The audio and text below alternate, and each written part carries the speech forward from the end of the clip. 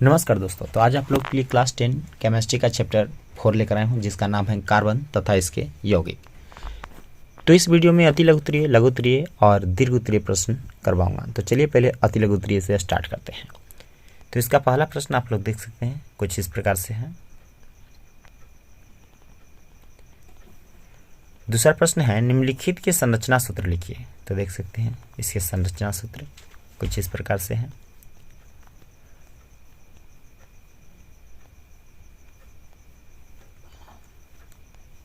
ये इसके संरचना सूत्र है। तीसरा है, इनके आईपीएसी नाम बताइए। तो देख सकते हैं ये इसका आंसर है।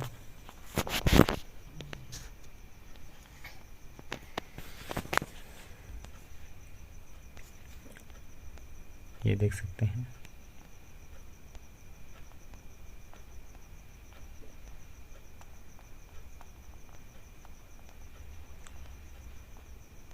ये सारे इसके आंसर हैं। इन सभी क्वेश्चनों का ये इसका आंसर है, देख सकते हैं। चौथा प्रश्न है, निम्नलिखित कार्बनिक यौगिकों के क्रियाशील समूह बताइए। तो देख सकते हैं ये उसका आंसर है। अगला प्रश्न है, निम्नलिखित कार्बनिक यौगिकों का संघनित संरचना सूत्र लिखिए। तो देख सकते हैं ये उसका आंसर है।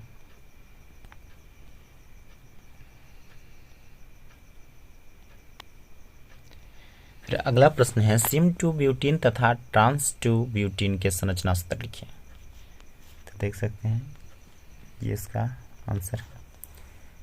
फिर अगला प्रश्न है, निम्नलिखित कार्बनिक यौगिकों में क्रियाशील समूह बताइए। तो देख सकते हैं ये इसका आंसर है।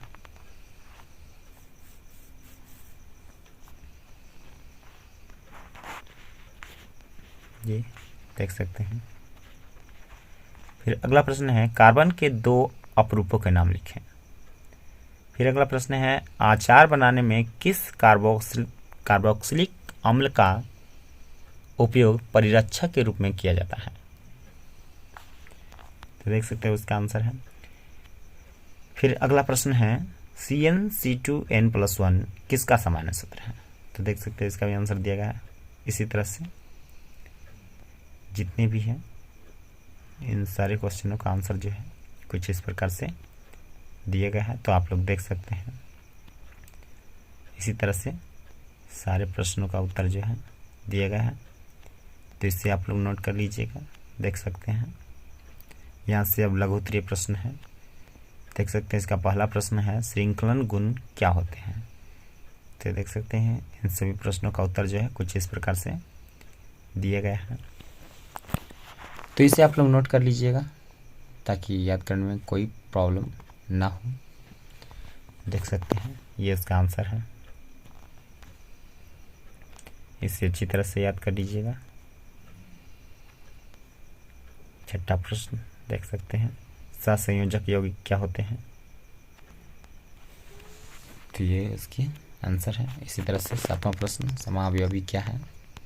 इन सारे प्रश्नों का उत्तर जो है कुछ इस प्रकार से दिए गए हैं। जीवन शक्ति का सिद्धांत क्या है।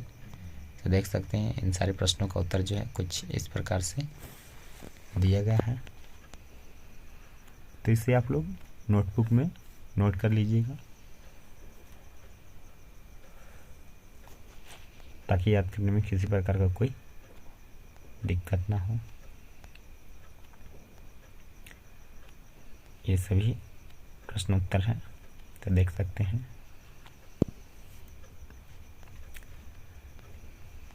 अब चलते हैं अगले प्रश्न की ओर। तो अगला प्रश्न है, निम्नलिखित को कैसे बनाया जाता है। तो देख सकते हैं इन सब का उत्तर कुछ इस प्रकार से है। अगला प्रश्न है, एथेनॉल पीने से कौन सा बुरा प्रभाव पड़ता है। तो इसका भी आंसर जो है कुछ इस प्रकार से दिया गया है। इसी तरह से 17, 18 सभी प्रश्नों का उत्तर जो है दिया गया है। देख सकते हैं साबुन कैसे बनता है, एक एस्टर का नाम बताइए, एस्टर का गंध कैसा होता है। इन सारे प्रश्नों का उत्तर जो है यहाँ पर दिया गया है। तो इसे आप लोग नोट कर लीजिएगा अच्छी तरह से ताकि याद करने में कोई परेशानी ना हो। अब चलते हैं अगले प्रश्न की ओर और देखते हैं अगला प्रश्न क्या है। तो देख सकते हैं अगला प्रश्न है प्रतिस्थापन अभिक्रिया क्या है, उदाहरण देकर समझाइए। उसके बाद अब दीर्घ उत्तरीय प्रश्न है, तो देख सकते हैं दीर्घ उत्तरीय प्रश्नों का उत्तर जो है कुछ इस प्रकार से दिया गया है, तो आप लोग अच्छी तरह से इसे देख सकते हैं।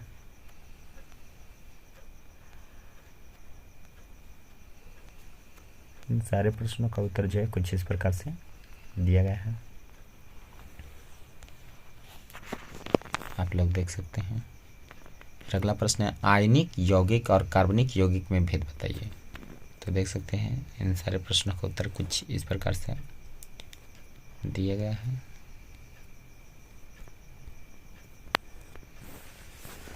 यहाँ पर सारे प्रश्नों का उत्तर जो है कुछ इस प्रकार से दिए गए हैं, देख सकते हैं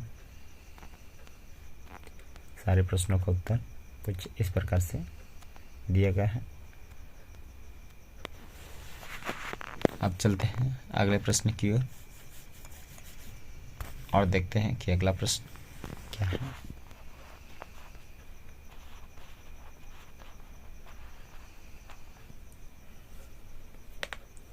तो अगला प्रश्न देख सकते हैं कुछ इस प्रकार से है, ये उसके उत्तर है। 8वां प्रश्न समावयवता क्या है, विभिन्न प्रकार के समावयवता का उल्लेख उदाहरण के साथ करें। तो देख सकते हैं इन प्रश्नों का उत्तर भी कुछ इस प्रकार से दिया गया है। यहाँ पर इन प्रश्नों का उत्तर जो है कुछ इस प्रकार से है।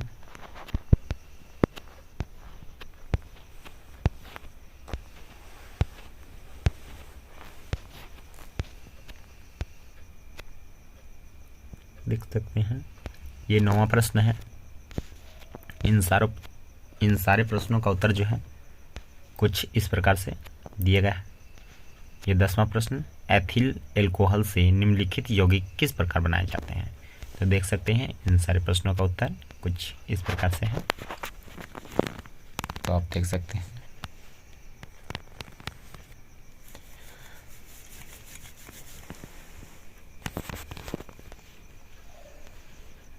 ये देख सकते हैं किण्वन क्या है, तो इसका भी आंसर जो है कुछ इस प्रकार से दिया गया है, देख सकते हैं आप लोग। इसी प्रकार से 12 प्रश्न, इन 12वें प्रश्न का आंसर भी कुछ इस प्रकार से दिया गया है। अब चलते हैं अगले प्रश्न की ओर, यानी कि 13 निम्नलिखित पर नोट लिखें। एस्टीकरण, तो इस पर नोट लिखा हुआ है, देख सकते हैं। हाइलोजनीकरण, इस पर भी लिखा गया है। इसी तरह से 14 प्रश्न है, ये सारे के सारे दीर्घ उत्तरीय प्रश्न हैं, तो आप लोग देख सकते हैं। इसे अच्छी तरह से नोट कर लीजिएगा ताकि याद करने में कोई परेशानी ना हो। 15 साबुन और अपमार्जक में विभेद करें, अंतर बताना है। तो देख सकते हैं इसी प्रकार से 16 प्रश्न एल्कोहल क्या है, क्या कैसे प्राप्त होता है, इसके प्रमुख उपयोगों एवं गुणों को लिखें। तो देख सकते हैं इन सारे प्रश्नों का उत्तर जो है कुछ इस प्रकार से यहाँ पर दिया गया है, तो ये देख सकते हैं।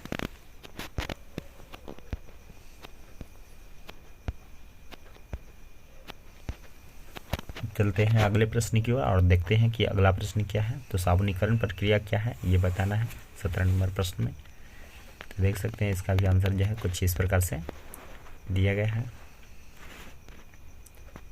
अच्छी तरह से देख लीजिए, ये उसका आंसर है। तो आज भर के लिए इतना ही, अगले चैप्टर का जो है अगले वीडियो में लेकर आऊँगा।